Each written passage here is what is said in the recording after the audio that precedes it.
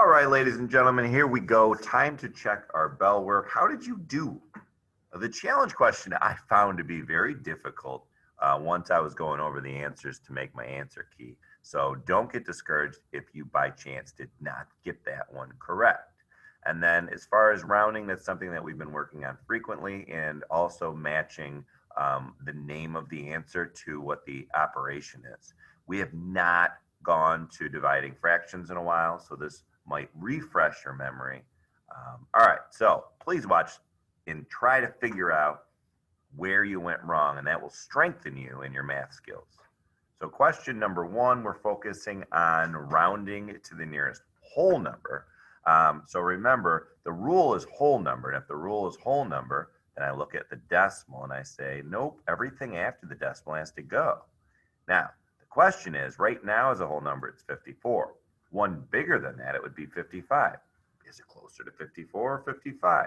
Well, the first number in the 10th place is a 4.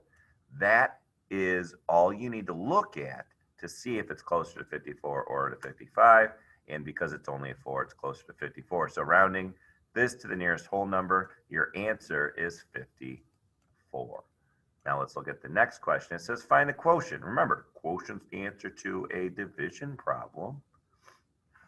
So you have 3/5, and you are taking 3/5, and you are going to split it between 5 different people.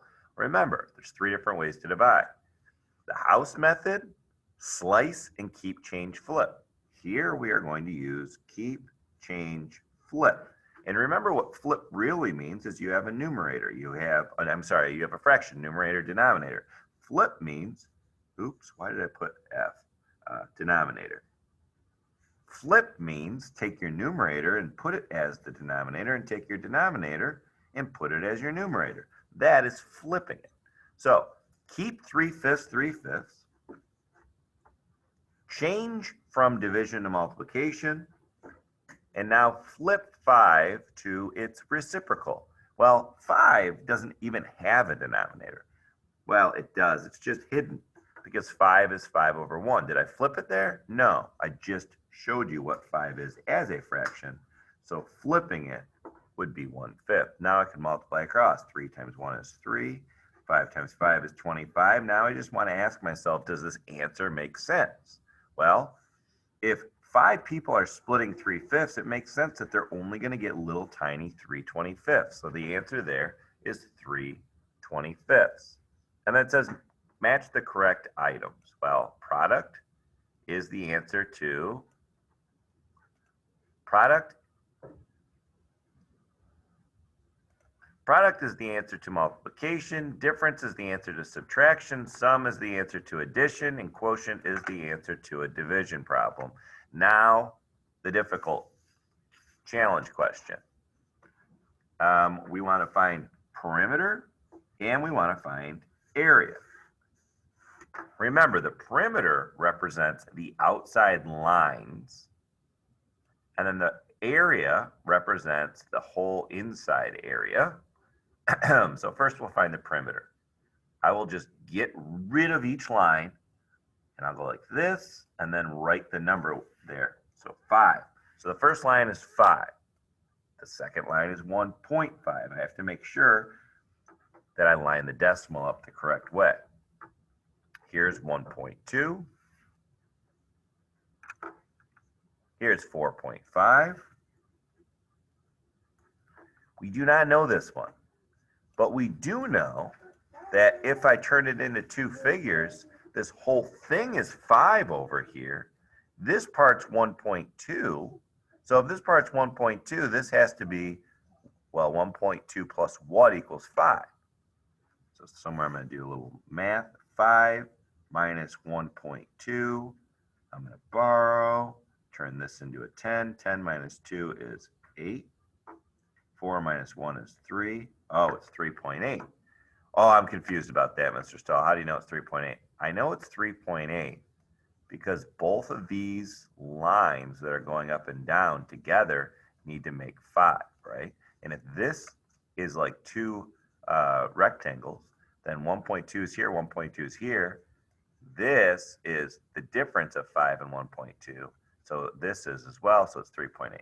So let's see. I wrote my 4.5 down. That was here. Now I got to put my 3.8. And then the last line is this one. Same thing, we have another hidden number, but we know that right here it's 4.5, so here's 4.5. And right here is 1.5, so this is 1.5. So this is 1.5 plus 4.5. Do you guys know what 1.5 plus 4.5 is? It's 6. It's 6. Remember, 4.5 is 4.5. 4.5, 1.5, it's 6. So I will find my perimeter by adding all of these together. 5 plus 2 is 7, plus 5, let's do it like this. 5 plus 5 is 10, 8 plus 2 is 10, therefore it's 20. 2, 0. 6 plus 4 is 10, plus 3 is 13, 14, 15, 20, 22. So the perimeter is 22. That was hard. If you got that one right, you should pat yourself on the shoulder because that one was truly pretty difficult. And now the area, well, we already kind of turned it into two normal figures. 5 times 1.5 will tell us the area here. So 5 times 1.5. 5 times 1 is 5. 5 times 5 is 25. And remember, you can use any method you'd like. I'm using lattice method here. The 5 falls down. 5 plus 2 is 7. The 0 falls down. All right, so there was one decimal number there, so there has to be one decimal number here. So that's 7.5. So the area here is 7.5. Now I got to find this area. 4.5 times 3.8. So I'll use lattice again. 4.5, 3.8. 5 times 3 is 15. 4 times 3 is 12. 8 times 4 is 32. And 5 times 8 is 40. The 0 falls down. 9, 10, 11. 2, 3, 4, 5, 6, 7. And then the 1 falls down as well. There's a decimal number here. There's a decimal number here. So that answer is 17.1. So I know that this area is 7.5. This area is 17.1. And what I want to do is I just want to add those two together to find my real total area. So I have 17.1. I have 1.5. 5 plus 1 is 6. 7 plus 1 is 8. And then the 1 falls down. It's 18.6. Now I got to make sure that that's right.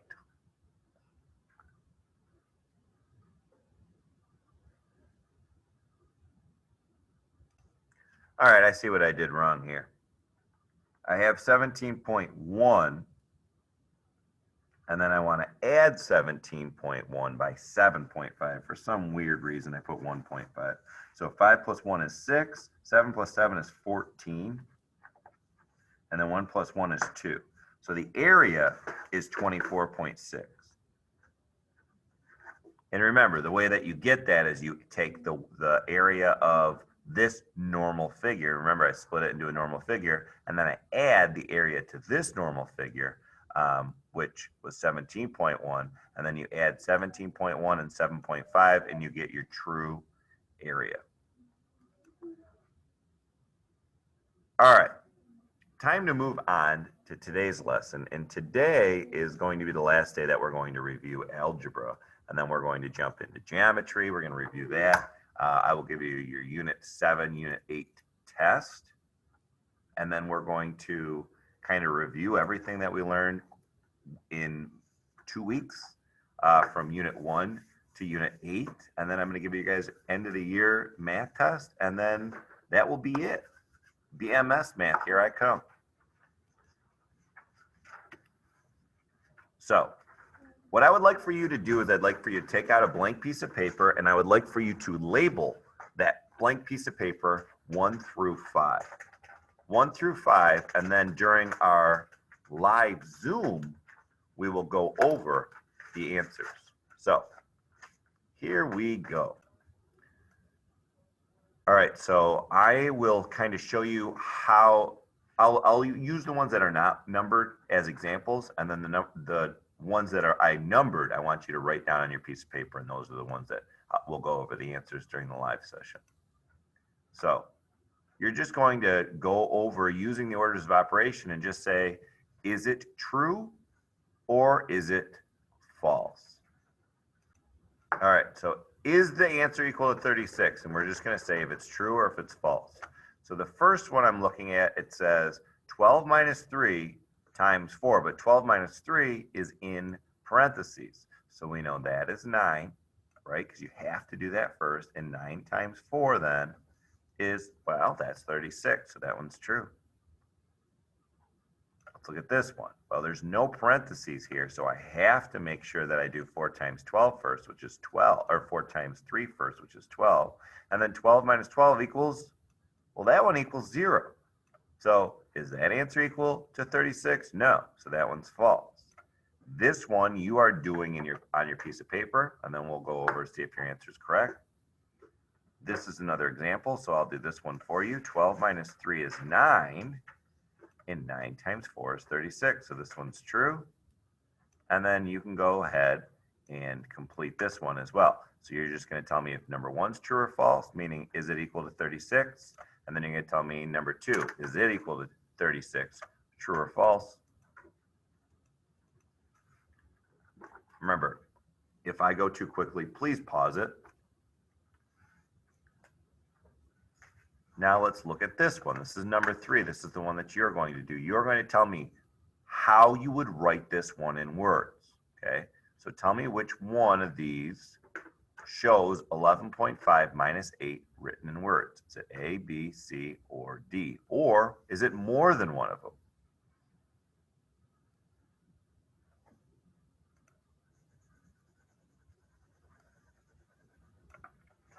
And then for number 4, I would like for you just to answer this one.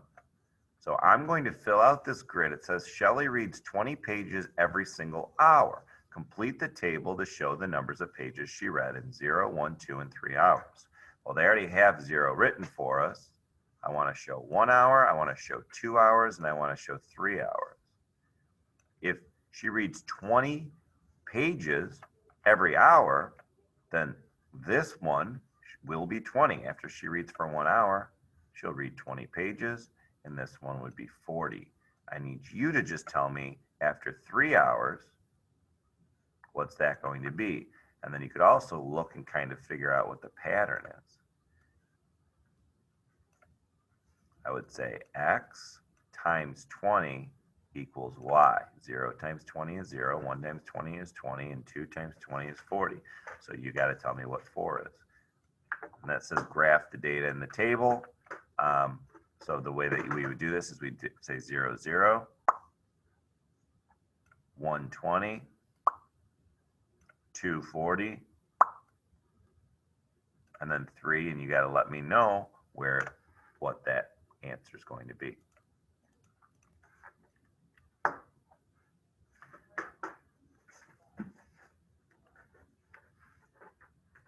Bicycles and wheels. Okay, so what we do here is we look at our table and we try to answer the comprehension questions about the table. So this is bicycles and wheels. We have our bikes up here and then all the numbers that go along with the, it represents the amount of bikes, and then the number that represents the amount of wheels. It says, what is the relationship? Is the relationship bikes multiplied by 2 equals wheels? Wheels multiplied by 2 equals bikes? Bikes plus 1 equals wheels? Or wheels plus 1 equals bikes? And remember, the only correct answer has to be true every single time. We can see right here that bikes plus 1 equals wheels, but it's not true here or here or here. So that's not right. Wheels plus 1 equals bikes. Wheels plus 1 never equals bikes. Wheels multiplied by 2 equals bikes. Wheels times 2 equals bikes. Bikes multiplied by 2 equals wheels.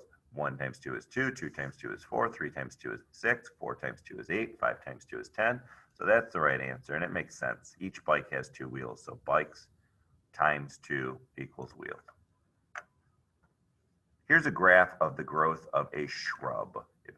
So after 0 years, it has no height. After blank years, it has 1 foot. 2 years, it has blank. This is the only thing that we could really analyze. We can analyze this and this because we have both the X and the Y, which we just usually refer to this as the X and this as the Y. There's variables. It could be anything. You could say A and H. So after 0 years, it makes sense that there's no height because the growth of the shrub is going to be 0 because there's no shrub yet. And then after 3 years, it's 3 feet. So what can we conclude about this? We can conclude that every year it goes up 1 foot. So X equals Y, or age equals height. This one would not be true because we should have 0, 0, but we should also have 1, 1. This one 0, 0, 1, 1, 2, 2, 3, 3. This is not true. And this is not true because of 4 or 5. So the correct answer here is B, because 0 goes to 0, 1 goes to 1, 2 goes to 2, and 3 goes to 3. So for the final question that we're going to go over at 10:30, please answer this last box. All right, ladies and gentlemen, I will see you at 10:30.